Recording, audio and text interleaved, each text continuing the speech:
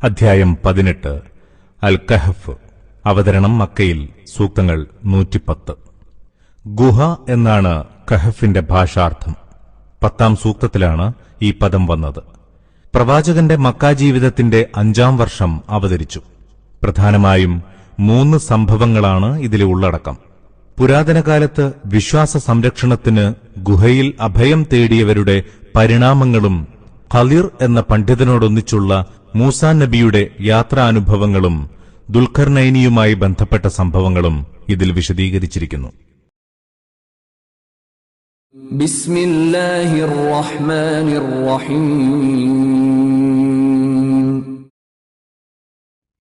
അല്ലാഹുവിന് സ്തുതി. തന്റെ ദാസന് വേദപുസ്തകം ഇറക്കിക്കൊടുത്തവനാണവൻ, അതിലൊരു വക്രതയും വരുത്താത്തവനും. തീർത്തും ശരിയായ വേദഗ്രന്ഥമാണിത്. അല്ലാഹുവിന്റെ കൊടിയ ശിക്ഷയെക്കുറിച്ച് മുന്നറിയിപ്പ് നൽകാനാണിത്. സൽക്കർമ്മങ്ങൾ പ്രവർത്തിക്കുന്ന സത്യവിശ്വാസികൾക്ക് ഉത്തമമായ പ്രതിഫലമുണ്ടെന്ന് സന്തോഷവാർത്ത അറിയിക്കാനും. ആ പ്രതിഫലം എക്കാലവും അനുഭവിച്ചു കഴിയുന്നവരാണവർ. അല്ലാഹു പുത്രനെ സ്വീകരിച്ചിരിക്കുന്നുവെന്ന് വാദിക്കുന്നവരെ താക്കീത് ചെയ്യാനുള്ളതുമാണ് ഈ വേദപുസ്തകം. അവർക്കോ അവരുടെ പിതാക്കൾക്കോ അതേക്കുറിച്ച് ഒന്നുമറിയില്ല. അവരുടെ വായിൽ നിന്ന് വരുന്ന വാക്ക് അത്യന്തം ഗുരുതരമാണ്. പച്ചക്കള്ളമാണവർ പറയുന്നത്.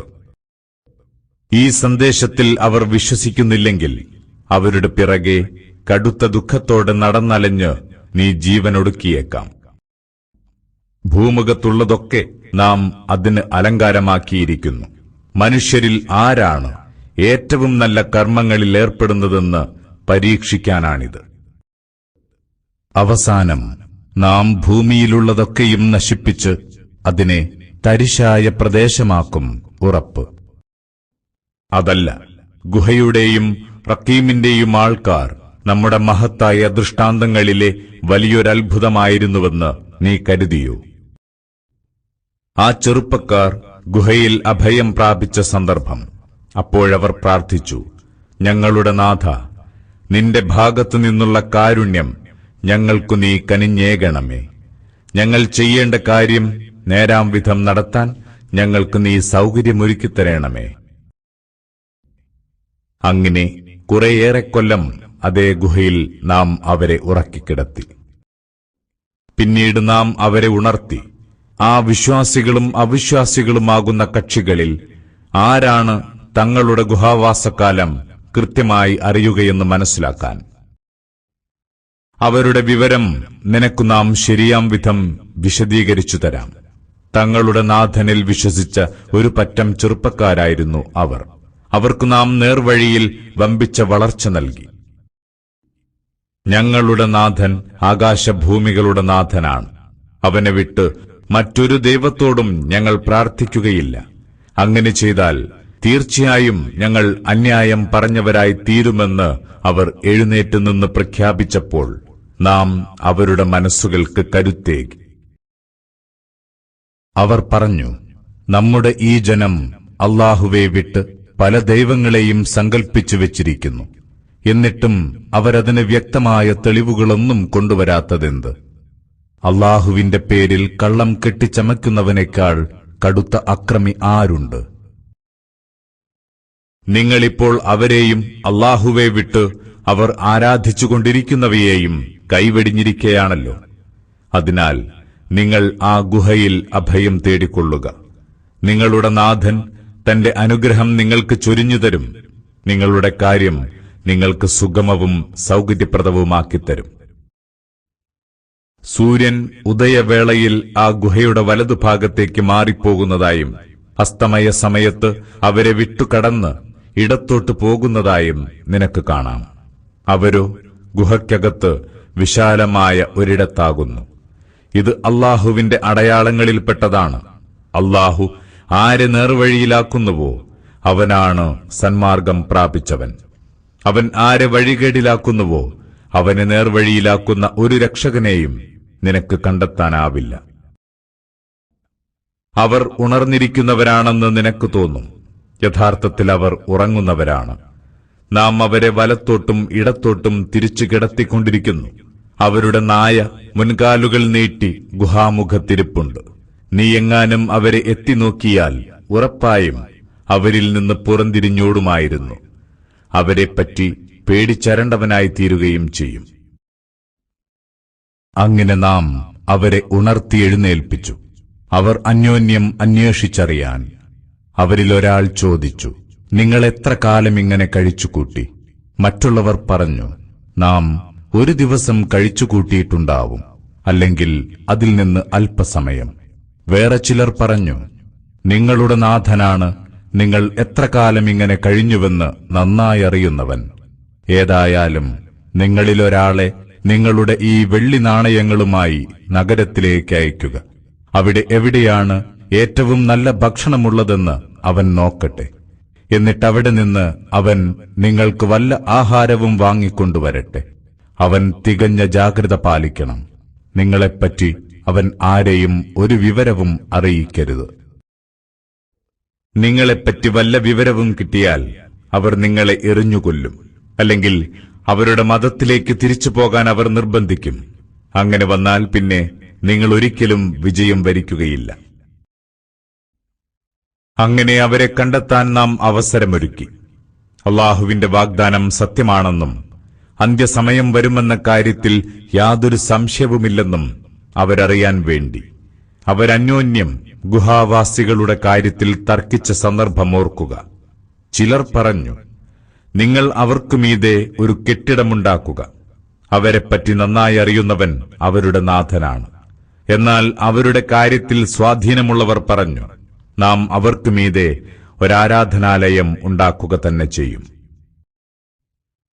ചിലർ പറയും, അവർ 3 ആളായിരുന്നു, 4ാമത്തേത് അവരുടെ നായയും.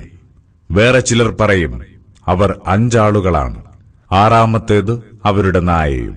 ഇതൊക്കെയും അഭൗതിക കാര്യങ്ങളെ സംബന്ധിച്ച ഊഹം മാത്രമാണ്. ഇനിയും ചിലർ പറയും, അവർ 7 പേരാണ്, 8ാമത്തേത് അവരുടെ നായയും. പറയുക, എന്റെ നാഥനാണ് അവരുടെ എണ്ണത്തെപ്പറ്റി ഏറ്റവും നന്നായി അറിയുന്നവൻ. അല്പം ചിലർക്കൊഴികെ ആർക്കും അവരെപ്പറ്റി അറിയില്ല. അതിനാൽ വ്യക്തമായ അറിവിന്റെ അടിസ്ഥാനത്തിലല്ലാതെ അവരുടെ കാര്യത്തിൽ നീ തർക്കിക്കരുത്. ജനങ്ങളിൽ ആരോടും നീ അവരുടെ കാര്യത്തിൽ അഭിപ്രായം ചോദിക്കരുത്.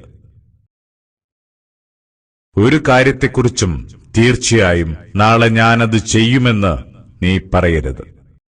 അല്ലാഹു ഇച്ഛിച്ചെങ്കിൽ എന്ന് പറഞ്ഞല്ലാതെ. അഥവാ മറന്നുപോയാൽ ഉടനെ നീ നിന്റെ നാഥനെ ഓർക്കുക. എന്നിട്ടിങ്ങനെ പറയുക, എന്റെ നാഥൻ എന്നെ ഇതിനേക്കാൾ നേരായ വഴിക്ക് നയിച്ചേക്കാം. അവർ തങ്ങളുടെ ഗുഹയിൽ 300 കൊല്ലം താമസിച്ചു. ചിലർ അതിൽ 9 വർഷം കൂട്ടിപ്പറഞ്ഞു. പറയുക, അവർ താമസിച്ചതിനെ സംബന്ധിച്ച് ഏറ്റവും നന്നായി അറിയുക അല്ലാഹുവിനാണ്. ആകാശഭൂമികളുടെ രഹസ്യങ്ങൾ അറിയുന്നത് അവന് മാത്രമാണ്. അവൻ എന്തൊരു കാഴ്ചയുള്ളവൻ, എത്ര നന്നായി കേൾക്കുന്നവൻ. ആർക്കും അവനല്ലാതെ ഒരു രക്ഷകനുമില്ല. തന്റെ ആധിപത്യത്തിൽ അവൻ ആരെയും പങ്കുചേർക്കുകയില്ല. നിനക്ക് വഹിയായി ലഭിച്ച നിന്റെ നാഥന്റെ വേദപുസ്തകം നീ വായിച്ചു കേൾപ്പിക്കുക. അവന്റെ വചനങ്ങളിൽ ഭേദഗതി വരുത്തുന്ന ആരുമില്ല. അവനല്ലാത്ത ഒരഭയകേന്ദ്രം കണ്ടെത്താനും നിനക്കാവില്ല. തങ്ങളുടെ നാഥന്റെ പ്രീതി പ്രതീക്ഷിച്ച് രാവിലെയും വൈകുന്നേരവും അവനോട് പ്രാർത്ഥിച്ചുകൊണ്ടിരിക്കുന്നവരോടൊപ്പം നീ നിന്റെ മനസ്സിനെ ഉറപ്പിച്ചു നിർത്തുക. ഇഹലോക ജീവിതത്തിന്റെ മോടി തേടി നിന്റെ കണ്ണുകൾ അവരിൽ നിന്നും തെറ്റിപ്പോവാതിരിക്കട്ടെ. നമ്മുടെ സ്മരണയെ സംബന്ധിച്ച് അശ്രദ്ധരാവുന്നവനെയും തന്നിഷ്ടത്തെ പിൻപറ്റുന്നവനെയും പരിധി ലംഘിച്ച് ജീവിക്കുന്നവനെയും നീ അനുസരിച്ചു പോകരുത്. പറയുക, ഇത് നിങ്ങളുടെ നാഥനിൽ നിന്നുള്ള സത്യമാണ്. വിശ്വസിക്കാൻ ഉദ്ദേശിച്ചവർക്ക് വിശ്വസിക്കാം, അവിശ്വസിക്കാൻ ഉദ്ദേശിച്ചവർക്ക് അവിശ്വസിക്കാം. അക്രമികൾക്ക് നാം നരകത്തീ തയ്യാറാക്കി വെച്ചിട്ടുണ്ട്.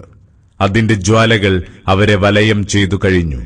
അവിടെ അവർ വെള്ളത്തിന് കേഴുകയാണെങ്കിൽ അവർക്ക് കുടിക്കാൻ കിട്ടുക ഉരുകിയ ലോഹം പോലുള്ള പാനീയമായിരിക്കും.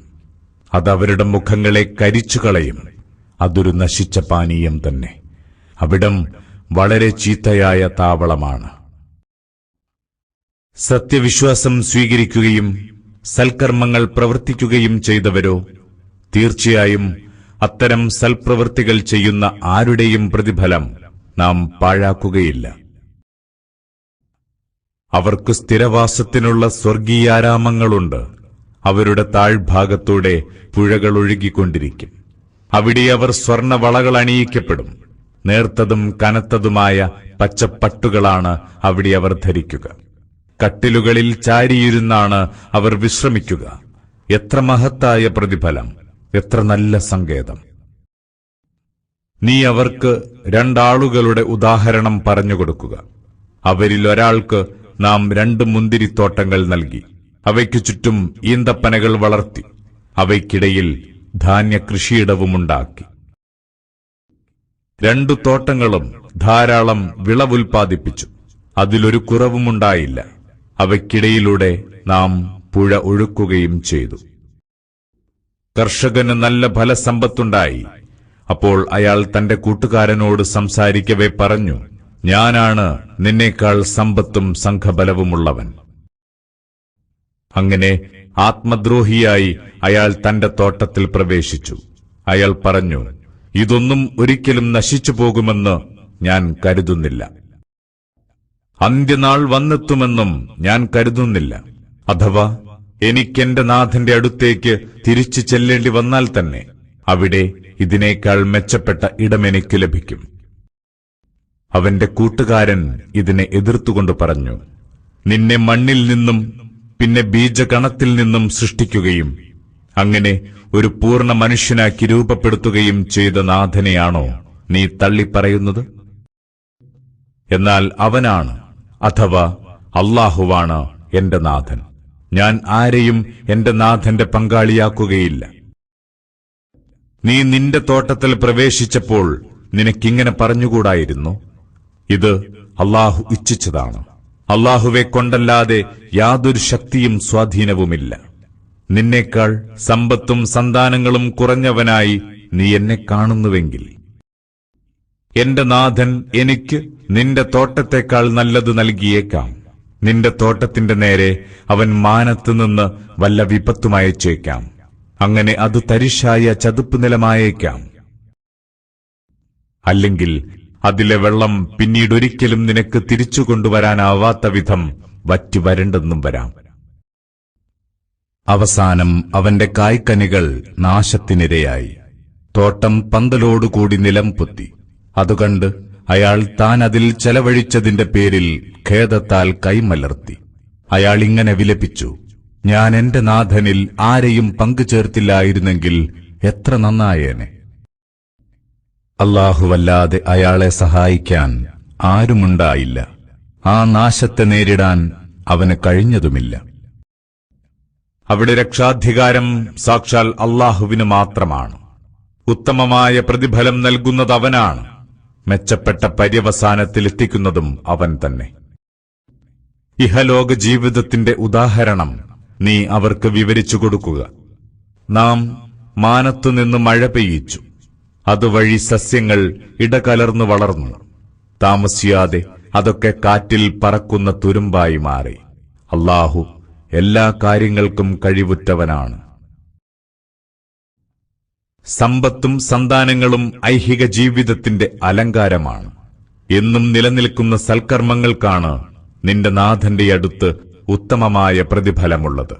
നല്ല പ്രതീക്ഷ നൽകുന്നതും അതുതന്നെ. നാം പർവ്വതങ്ങളെ ചലിപ്പിക്കുന്ന ദിവസത്തെ ഓർക്കുക.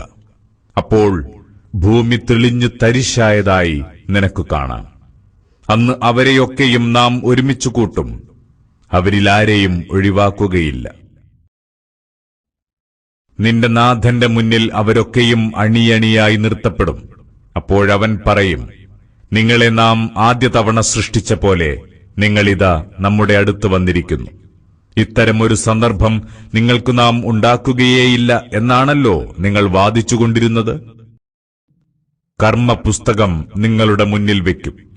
അതിലുള്ളവയെപ്പറ്റി പേടിച്ചരണ്ടവരായി പാപികളെ നീ കാണും. അവർ പറയും, അയ്യോ ഞങ്ങൾക്ക് നാശം, ഇതെന്തൊരു കർമ്മരേഖ! ചെറുതും വലുതുമായ ഒന്നും തന്നെ ഇത് വിട്ടുകളഞ്ഞിട്ടില്ലല്ലോ. അവർ പ്രവർത്തിച്ചതൊക്കെയും തങ്ങളുടെ മുന്നിൽ വന്നെത്തിയതായി അവർ കാണുന്നു. നിന്റെ നാഥൻ ആരോടും അനീതി കാണിക്കുകയില്ല. നാം മലക്കുകളോട് പറഞ്ഞ സന്ദർഭം, നിങ്ങൾ ആദമിന് സുജൂദ് ചെയ്യുക. അവർ സുജൂദ് ചെയ്തു, ഇബ്ലീസ് ഒഴികെ. അവൻ ജിന്നുകളിൽപ്പെട്ടവനായിരുന്നു. അവൻ തന്റെ നാഥന്റെ കൽപ്പന ധിക്കരിച്ചു. എന്നിട്ടും നിങ്ങൾ എന്നെ വെടിഞ്ഞ് അവനെയും അവന്റെ സന്തതികളെയുമാണോ രക്ഷാധികാരികളാക്കുന്നത്? അവർ നിങ്ങളുടെ ശത്രുക്കളാണ്. അക്രമികൾക്ക് അല്ലാഹുവിന് പകരം കിട്ടിയത് വളരെ ചീത്ത തന്നെ. ആകാശഭൂമികളുടെ സൃഷ്ടിപ്പിന് ഞാൻ അവരെ സാക്ഷികളാക്കിയിട്ടില്ല. അവരെ സൃഷ്ടിച്ചപ്പോഴും ഞാൻ അങ്ങനെ ചെയ്തിട്ടില്ല. വഴി പിഴപ്പിക്കുന്നവരെ തുണയായി സ്വീകരിക്കുന്നവനല്ല ഞാൻ. എന്റെ പങ്കാളികളായി നിങ്ങൾ സങ്കൽപ്പിച്ചു വെച്ചിരുന്നവരെ വിളിച്ചു നോക്കൂ എന്ന് അല്ലാഹു പറയുന്ന ദിനം, അന്ന് ഇവർ അവരെ വിളിക്കും. എന്നാൽ അവർ ഇവർക്ക് ഉത്തരം നൽകുന്നതല്ല. അവർക്കിടയിൽ നാം ഒരു നാശക്കുഴിയൊരുക്കിയിരിക്കുന്നു. അന്ന് കുറ്റവാളികൾ നരകം നേരിൽ കാണും. തങ്ങൾ അതിൽ പതിക്കാൻ പോകുകയാണെന്ന് അവർ മനസ്സിലാക്കും. അതിൽ നിന്ന് രക്ഷപ്പെടാൻ ഒരു മാർഗവും അവർക്ക് കണ്ടെത്താനാവില്ല. ഈ ഖുർആനിൽ നാം നിരവധി ഉദാഹരണങ്ങൾ വിവിധ രീതികളിൽ ജനങ്ങൾക്ക് വിവരിച്ചു കൊടുത്തിരിക്കുന്നു. എന്നാൽ മനുഷ്യൻ അതിരറ്റ തർക്കപ്രകൃതക്കാരൻ തന്നെ. നേർവഴി വന്നെത്തിയപ്പോൾ അതിൽ വിശ്വസിക്കുകയും തങ്ങളുടെ നാഥനോട് പാപമോചനം തേടുകയും ചെയ്യുന്നതിൽ നിന്ന് ജനത്തെ തടഞ്ഞത് പൂർവികരുടെ കാര്യത്തിലുണ്ടായ നടപടി തങ്ങളുടെ കാര്യത്തിലും ഉണ്ടാവണം, അഥവാ ശിക്ഷ തങ്ങൾ നേരിൽ കാണണമെന്ന അവരുടെ നിലപാട് മാത്രമാണ്. ശുഭവാർത്ത അറിയിക്കുന്നവരും താക്കീത് നൽകുന്നവരുമായല്ലാതെ നാം പ്രവാചകന്മാരെ അയച്ചിട്ടില്ല. സത്യനിഷേധികൾ മിഥ്യാവാദങ്ങളുമായി സത്യത്തെ തകർക്കാൻ തർക്കിച്ചുകൊണ്ടേയിരിക്കുന്നു. അവരെന്റെ വചനങ്ങളെയും അവർക്ക് നൽകിയ താക്കീതുകളെയും പുച്ഛിച്ചു തള്ളുന്നു. തന്റെ നാഥന്റെ വചനങ്ങൾ ഓർമ്മിപ്പിക്കുമ്പോൾ അതിനെ അവഗണിച്ചു തള്ളുകയും തന്റെ കൈകൾ നേരത്തെ ചെയ്തുവെച്ചത് മറന്നുകളയുകയും ചെയ്തവനേക്കാൾ കടുത്ത അക്രമി ആരുണ്ട്? അവർക്ക് കാര്യം ഗ്രഹിക്കാനാവാത്ത വിധം അവരുടെ ഹൃദയങ്ങൾക്കു നാം മൂടികളിട്ടിരിക്കുന്നു. അവരുടെ കാതുകളിൽ അടപ്പിട്ടിരിക്കുന്നു. നീ അവരെ നേർവഴിയിലേക്ക് എത്ര തന്നെ വിളിച്ചാലും അവരൊരിക്കലും സന്മാർഗം സ്വീകരിക്കുകയില്ല. നിന്റെ നാഥൻ ഏറെ പൊറുക്കുന്നവനും കരുണാമയനുമാണ്. അവർ ചെയ്തു കൂട്ടിയതിന്റെ പേരിൽ അവരെ അവൻ പിടികൂടുകയാണെങ്കിൽ അവർക്കവൻ വളരെ പെട്ടെന്നു തന്നെ ശിക്ഷ നൽകുമായിരുന്നു. എന്നാൽ അവർക്കൊരു നിശ്ചിത കാലാവധിയുണ്ട്. അതിനെ മറികടക്കാൻ ഒരഭയകേന്ദ്രവും കണ്ടെത്താൻ അവർക്കാവില്ല. ആ നാടുകൾ അതിക്രമം കാണിച്ചപ്പോൾ നാം അവയെ നശിപ്പിച്ചു. അവയുടെ നാശത്തിന് നാം നിശ്ചിത കാലപരിധി വെച്ചിട്ടുണ്ടായിരുന്നു. മൂസ തന്റെ ഭൃത്യനോട് പറഞ്ഞു, 2 നദികൾ കൂടിച്ചേരുന്ന സ്ഥലത്തെത്തും വരെ ഞാൻ ഈ യാത്ര തുടർന്നുകൊണ്ടേയിരിക്കും, അല്ലെങ്കിൽ അളവറ്റ കാലം ഞാൻ സഞ്ചരിച്ചുകൊണ്ടേയിരിക്കും.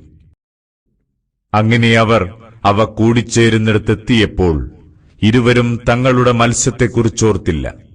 മത്സ്യം പുറത്തു കടന്ന് തുരങ്കത്തിലൂടെ എന്ന വണ്ണം വെള്ളത്തിൽ പോയി.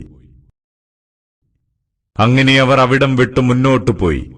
അപ്പോൾ മൂസ തന്റെ ഭൃത്യനോട് പറഞ്ഞു, നമ്മുടെ പ്രാതൽ കൊണ്ടുവരൂ, ഈ യാത്ര കാരണം നാം നന്നേ ക്ഷീണിച്ചിരിക്കുന്നു. അയാൾ പറഞ്ഞു, അങ്ങ് കണ്ടോ, നാം ആ പാറക്കല്ലിൽ അഭയം തേടിയ നേരത്ത് ഞാൻ ആ മത്സ്യത്തെ പറ്റിയങ്ങ് മറന്നുപോയി. അക്കാര്യം പറയാൻ എന്നെ മറപ്പിച്ചത് പിശാചല്ലാതാരുമല്ല. മത്സ്യം കടലിൽ അത്ഭുതകരമാം വിധം അതിന്റെ വഴി തേടുകയും ചെയ്തു. മൂസ പറഞ്ഞു, അതുതന്നെയാണ് നാം തേടിക്കൊണ്ടിരുന്നത്. അങ്ങനെ അവരിരുവരും തങ്ങളുടെ കാലടിപ്പാടുകൾ നോക്കി തിരിച്ചു നടന്നു. അപ്പോൾ അവിടെ അവർ നമ്മുടെ ദാസന്മാരിൽ ഒരാളെ കണ്ടെത്തി. അദ്ദേഹത്തിന് നാം നമ്മുടെ കാരുണ്യം നൽകിയിരുന്നു, നമ്മുടെ സവിശേഷ ജ്ഞാനം പഠിപ്പിക്കുകയും ചെയ്തിരുന്നു. മൂസ അദ്ദേഹത്തോട് ചോദിച്ചു, ഞാൻ താങ്കളെ പിന്തുടരട്ടെയോ? താങ്കൾക്ക് കൈവന്ന പ്രത്യേകമായ അറിവിൽ നിന്ന് എന്നെയും പഠിപ്പിക്കുമോ? അദ്ദേഹം പറഞ്ഞു, താങ്കൾക്ക് എന്നോടൊപ്പം ക്ഷമിച്ചു കഴിയാൻ സാധിക്കുകയില്ല. അകംപൊരുൾ അറിഞ്ഞിട്ടില്ലാത്ത കാര്യത്തിൽ താങ്കൾ എങ്ങനെ ക്ഷമിച്ചിരിക്കും? മൂസ പറഞ്ഞു, അല്ലാഹു ഇച്ഛിച്ചെങ്കിൽ താങ്കൾക്കെന്നെ എല്ലാം ക്ഷമിക്കുന്നവനായി കണ്ടെത്താം. ഞാൻ താങ്കളുടെ കൽപ്പനയൊന്നും ധിക്കരിക്കുകയില്ല. അദ്ദേഹം പറഞ്ഞു, താങ്കൾ എന്നെ അനുഗമിക്കുന്നുവെങ്കിൽ ഒരു കാര്യത്തെക്കുറിച്ചും ഞാൻ അത് വിശദീകരിച്ചു തരുന്നതുവരെ എന്നോട് ചോദിക്കരുത്. അങ്ങനെ അവരിരുവരും യാത്രയായി. അവർ ഒരു കപ്പലിൽ കയറിയപ്പോൾ അദ്ദേഹം ആ കപ്പലിന് ഒരു ദ്വാരമുണ്ടാക്കി. മൂസ ചോദിച്ചു, താങ്കൾ എന്തിനാണ് കപ്പലിന് ദ്വാരമുണ്ടാക്കുന്നത്? ഇതിലുള്ളവരെയൊക്കെ മുക്കിക്കൊല്ലാനാണോ? താങ്കൾ ഈ ചെയ്തത് ഗുരുതരമായ കാര്യം തന്നെ. അദ്ദേഹം പറഞ്ഞു, അപ്പോഴേ ഞാൻ പറഞ്ഞിരുന്നില്ലേ, താങ്കൾക്ക് എന്റെ കൂടെ ക്ഷമിച്ചു കഴിയാൻ സാധ്യമല്ലെന്ന്?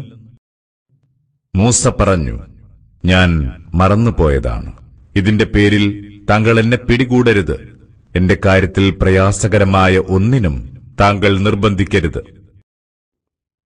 അവർ യാത്ര തുടർന്നു. വഴിയിൽ അവരൊരു ബാലനെ കണ്ടുമുട്ടി. അദ്ദേഹം അവനെ കൊന്നുകളഞ്ഞു.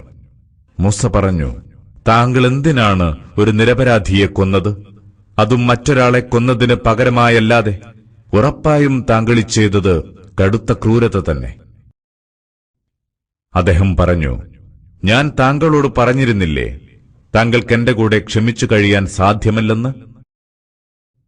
മൂസ പറഞ്ഞു, ഇനിയും ഞാൻ താങ്കളോട് എന്തെങ്കിലും ചോദിക്കുകയാണെങ്കിൽ അന്നേരം താങ്കൾ എന്നെ കൂടെ കൂട്ടേണ്ടതില്ല. താങ്കൾക്കതിന് എന്നിൽ നിന്ന് വേണ്ടത്ര കാരണം കിട്ടിക്കഴിഞ്ഞു. പിന്നെയും അവരിരുവരും മുന്നോട്ടു നീങ്ങി. അങ്ങനെ ഒരു നാട്ടിലെത്തിയപ്പോൾ ആ നാട്ടുകാരോട് അവർ അന്നം ചോദിച്ചു. എന്നാൽ അവർക്ക് ആതിഥ്യം നൽകാൻ നാട്ടുകാർ സന്നദ്ധരായില്ല. അവിടെ പൊളിഞ്ഞു വീഴാറായ ഒരു മതിൽ അവർ കണ്ടു. അദ്ദേഹം അത് നേരെയാക്കി. മൂസ പറഞ്ഞു, താങ്കൾക്ക് വേണമെങ്കിൽ ഇതിന് പ്രതിഫലം വാങ്ങാമായിരുന്നു. അദ്ദേഹം പറഞ്ഞു, ഇത് ഞാനും താങ്കളും തമ്മിൽ വേർപിരിയാനുള്ള അവസരമാണ്. ഇനി താങ്കൾക്ക് ക്ഷമിക്കാൻ പറ്റാതിരുന്ന കാര്യങ്ങളുടെ പൊരുൾ ഞാൻ വിശദീകരിച്ചു തരാം. ആ കപ്പലില്ലേ, അത് കടലിൽ കഠിനാധ്വാനം ചെയ്തു കഴിയുന്ന ഏതാനും പാവങ്ങളുടേതാണ്. അതിനാൽ ഞാനത് കേടുവരുത്തണമെന്ന് കരുതി. കാരണം അവർക്ക് പിന്നിൽ എല്ലാ നല്ല കപ്പലും ബലാത്കാരം പിടിച്ചെടുക്കുന്ന ഒരു രാജാവുണ്ടായിരുന്നു. ആ ബാലന്റെ കാര്യം ഇതാണ്. അവന്റെ മാതാപിതാക്കൾ സത്യവിശ്വാസികളായിരുന്നു. എന്നാൽ ബാലൻ അവരെ അതിക്രമത്തിനും സത്യനിഷേധത്തിനും നിർബന്ധിതരാക്കുമെന്ന് നാം ഭയപ്പെട്ടു. അവരുടെ നാഥൻ അവനു പകരം അവനേക്കാൾ സദാചാരശുദ്ധിയുള്ളവനും കുടുംബത്തോട് കൂടുതൽ അടുത്ത് ബന്ധപ്പെടുന്നവനുമായ ഒരു മകന് നൽകണമെന്ന് നാം ആഗ്രഹിച്ചു. പിന്നെ ആ മതിലിന്റെ കാര്യം, അത് ആ പട്ടണത്തിലെ 2 അനാഥ കുട്ടികളുടേതാണ്. അതിനടിയിൽ അവർക്കായി കരുതിവെച്ച ഒരു നിധിയുണ്ട്. അവരുടെ പിതാവ് നല്ലൊരു മനുഷ്യനായിരുന്നു. അതിനാൽ അവരിരുവരും പ്രായപൂർത്തിയെത്തി തങ്ങളുടെ നിധി പുറത്തെടുക്കണമെന്ന് നിന്റെ നാഥൻ ഉദ്ദേശിച്ചു. ഇതൊക്കെയും നിന്റെ നാഥന്റെ അനുഗ്രഹമത്രേ. ഞാൻ എന്റെ സ്വന്തം ഹിതമനുസരിച്ച് ചെയ്തതല്ല ഇതൊന്നും. താങ്കൾക്ക് ക്ഷമിക്കാൻ കഴിയാതിരുന്ന കാര്യങ്ങളുടെ പൊരുളിതാണ്. അവർ നിന്നോട് ദുൽഖർനൈനിയെക്കുറിച്ച് ചോദിക്കുന്നു. പറയുക, അദ്ദേഹത്തെ സംബന്ധിച്ച വിവരം ഞാൻ നിങ്ങളെ വായിച്ചു കേൾപ്പിക്കാം. നാം അദ്ദേഹത്തിന് ഭൂമിയിൽ അധികാരം നൽകി, സകലവിധ സൗകര്യങ്ങളും ചെയ്തു കൊടുത്തു. പിന്നെ അദ്ദേഹം ഒരു വഴിക്ക് യാത്ര തിരിച്ചു. അങ്ങനെ സൂര്യാസ്തമയ സ്ഥാനത്തെത്തിയപ്പോൾ ചേറുനിറഞ്ഞ ജലാശയത്തിൽ സൂര്യൻ മറഞ്ഞു പോകുന്നത് അദ്ദേഹം കണ്ടു. അതിനടുത്ത് ഒരു ജനവിഭാഗത്തെയും അദ്ദേഹം കണ്ടെത്തി. നാം പറഞ്ഞു, അല്ലയോ ദുൽഖർനൈൻ, വേണമെങ്കിൽ നിനക്കിവരെ ശിക്ഷിക്കാം, അല്ലെങ്കിൽ ഇവരിൽ നന്മ ചൊരിയാം. ദുൽഖർനൈൻ പറഞ്ഞു, അക്രമം പ്രവർത്തിക്കുന്നവനെ നാം ശിക്ഷിക്കും. പിന്നീട് അവൻ തന്റെ നാഥനിലേക്ക് മടക്കപ്പെടും. അപ്പോൾ അവന്റെ നാഥൻ അവന് കൂടുതൽ കടുത്ത ശിക്ഷ നൽകും. എന്നാൽ സത്യവിശ്വാസം സ്വീകരിക്കുകയും സൽക്കർമ്മങ്ങൾ പ്രവർത്തിക്കുകയും ചെയ്തവന് അത്യുത്തമമായ പ്രതിഫലമുണ്ട്. അവന് നാം നൽകുന്ന കൽപ്പന ഏറെ എളുപ്പമുള്ളതായിരിക്കും. പിന്നീട് അദ്ദേഹം മറ്റൊരു പാത പിന്തുടർന്നു. അങ്ങനെ സൂര്യോദയ സ്ഥാനത്തെത്തിയപ്പോൾ അത് ഒരു ജനതയുടെ മേൽ ഉദിച്ചുയരുന്നതായി അദ്ദേഹം കണ്ടു. സൂര്യനും അവർക്കുമിടയിൽ ഒരു മറയും നാം ഉണ്ടാക്കിയിട്ടില്ല. അപ്രകാരം ദുൽഖർനൈനിയുടെ വശമുള്ളതെന്താണെന്നത് സംബന്ധിച്ച സൂക്ഷ്മമായ അറിവ് നമുക്കുണ്ടായിരുന്നു. പിന്നെ അദ്ദേഹം വേറൊരു വഴിയിലൂടെ സഞ്ചരിച്ചു. അങ്ങനെ 2 മലനിരകൾക്കിടയിലെത്തിയപ്പോൾ അദ്ദേഹം അവയ്ക്കടുത്തായി വേറൊരു ജനവിഭാഗത്തെ കണ്ടെത്തി. പറയുന്നതൊന്നും മനസ്സിലാക്കാനാവാത്ത ജനം. അവർ പറഞ്ഞു, അല്ലയോ ദുൽഖർനൈൻ, യജൂജും മഅജൂജും നാട്ടിൽ നാശമുണ്ടാക്കിക്കൊണ്ടിരിക്കുകയാണ്. അങ്ങ് അവർക്കും ഞങ്ങൾക്കുമിടയിൽ ഒരു ഭിത്തിയുണ്ടാക്കിത്തരണം. ആ വ്യവസ്ഥയിൽ ഞങ്ങൾ അങ്ങേക്ക് നികുതി നിശ്ചയിച്ചു തരട്ടെയോ? അദ്ദേഹം പറഞ്ഞു, എന്റെ നാഥൻ എനിക്ക് അധീനപ്പെടുത്തി തന്നത് അതിനേക്കാളെല്ലാം മെച്ചപ്പെട്ടതാണ്. അതിനാൽ നിങ്ങൾ എന്നെ സഹായിക്കേണ്ടത് ശാരീരികാധ്വാനം കൊണ്ടാണ്. നിങ്ങൾക്കും അവർക്കുമിടയിൽ ഞാനൊരു ഭിത്തിയുണ്ടാക്കിത്തരാം. എനിക്ക് നിങ്ങൾ ഇരുമ്പുകട്ടികൾ കൊണ്ടുവന്നു തരിക. അങ്ങനെ 2 മലകൾക്കിടയിലെ വിടവ് നികത്തി നിരത്തിയപ്പോൾ അദ്ദേഹം പറഞ്ഞു, നിങ്ങൾ കാറ്റ് ഊതുക. അതോടെ ഇരുമ്പ് ഭിത്തി പഴുത്തു തീ പോലെയായി. അപ്പോൾ അദ്ദേഹം കൽപ്പിച്ചു, നിങ്ങൾ എനിക്ക് ഉരുക്കിയ ചെമ്പ് കൊണ്ടുവന്നു തരൂ. ഞാനത് ഇതിന്മേലൊഴിക്കട്ടെ. പിന്നെ യജൂജും മഅജൂജുകൾക്ക് അത് കയറിമറിയാൻ കഴിഞ്ഞിരുന്നില്ല. അതിന് തുളയുണ്ടാക്കാനും അവർക്കായില്ല. ദുൽഖർനൈൻ പറഞ്ഞു, ഇതെന്റെ നാഥന്റെ കാരുണ്യമാണ്. എന്നാൽ എന്റെ നാഥന്റെ വാഗ്ദത്ത സമയം വന്നെത്തിയാൽ അവൻ അതിനെ തകർത്ത് നിരപ്പാക്കും. എന്റെ നാഥന്റെ വാഗ്ദാനം തീർത്തും സത്യമാണ്. അന്ന് അവരിൽ ചിലരെ മറ്റു ചിലർക്കെതിരെ തിരമാലകൾ കണക്കെ ഇരച്ചു വരുന്നവരാക്കും. പിന്നെ കാഹളത്തിലൂതും. അങ്ങനെ നാം മുഴുവൻ ആളുകളെയും ഒരിടത്തൊരുമിച്ചു കൂട്ടും. അന്ന് സത്യനിഷേധികൾക്ക് നാം നരകത്തെ ശരിയാം വിധം നേർക്കുനേരെ കാണിച്ചു കൊടുക്കും. അവരുടെ കണ്ണുകൾക്ക് എന്റെ സന്ദേശത്തിന്റെ മുന്നിൽ മറയുണ്ടായിരുന്നു. അവർക്കത് കേട്ടു മനസ്സിലാക്കാൻ കഴിഞ്ഞിരുന്നില്ല. എന്നെ വെടിഞ്ഞു എന്റെ ദാസന്മാരെ തങ്ങളുടെ രക്ഷകരാക്കാമെന്ന് സത്യനിഷേധികൾ കരുതുന്നുണ്ടോ? എന്നാൽ സംശയം വേണ്ട. സത്യനിഷേധികളെ സൽക്കരിക്കാൻ നാം നരകത്തീ ഒരുക്കിവെച്ചിട്ടുണ്ട്. പറയുക, തങ്ങളുടെ കർമ്മങ്ങൾ തീർത്തും നഷ്ടപ്പെട്ടവരായി മാറിയവരാരെന്ന് ഞാൻ നിങ്ങളെ അറിയിച്ചു തരട്ടെയോ? ഇഹലോക ജീവിതത്തിൽ തങ്ങളുടെ പ്രവർത്തനങ്ങളൊക്കെ പിഴച്ചുപോയവരാണവർ. അതോടൊപ്പം തങ്ങൾ ചെയ്യുന്നതെല്ലാം നല്ലതാണെന്ന് കരുതുന്നവരും. തങ്ങളുടെ നാഥന്റെ വചനങ്ങളെയും അവനുമായി കണ്ടുമുട്ടുമെന്നതിനെയും കള്ളമാക്കി തള്ളിയവരാണവർ. അതിനാൽ അവരുടെ പ്രവർത്തനങ്ങൾ പാഴായിരിക്കുന്നു. ഉയിർത്തെഴുന്നേൽപ്പ് നാളിൽ നാം അവയ്ക്ക് ഒട്ടും പരിഗണന കൽപ്പിക്കുകയില്ല. അതാണ് അവർക്കുള്ള പ്രതിഫലം, നരകം. സത്യത്തെ നിഷേധിക്കുകയും നമ്മുടെ പ്രമാണങ്ങളെയും പ്രവാചകന്മാരെയും പുച്ഛിക്കുകയും ചെയ്തതിനുള്ള ശിക്ഷ. സത്യവിശ്വാസം സ്വീകരിക്കുകയും സൽക്കർമ്മങ്ങൾ പ്രവർത്തിക്കുകയും ചെയ്തവർക്ക് സൽക്കാര വിഭവമായി സ്വർഗീയാരാമങ്ങളാണുണ്ടാവുക. അവരവിടെ സ്ഥിരവാസികളായിരിക്കും. അവിടം വിട്ടുപോകാൻ അവരാഗ്രഹിക്കുകയില്ല. പറയുക, സമുദ്രം എന്റെ നാഥന്റെ വചനങ്ങൾ കുറിക്കാനുള്ള മഷിയാവുകയായിരുന്നെങ്കിൽ എന്റെ നാഥന്റെ വചനങ്ങൾ തീരും മുമ്പേ തീർച്ചയായും അത് തീർന്നുപോകുമായിരുന്നു.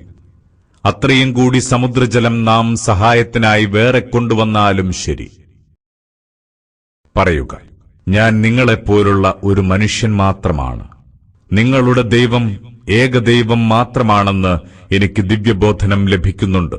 അതിനാൽ ആരെങ്കിലും തന്റെ നാഥനുമായി കണ്ടുമുട്ടണമെന്ന് ആഗ്രഹിക്കുന്നുവെങ്കിൽ അവൻ സൽക്കർമ്മങ്ങൾ ചെയ്തുകൊള്ളട്ടെ. തന്റെ നാഥനെ വഴിപ്പെടുന്ന കാര്യത്തിൽ ആരെയും പങ്കുചേർക്കാതിരിക്കട്ടെ.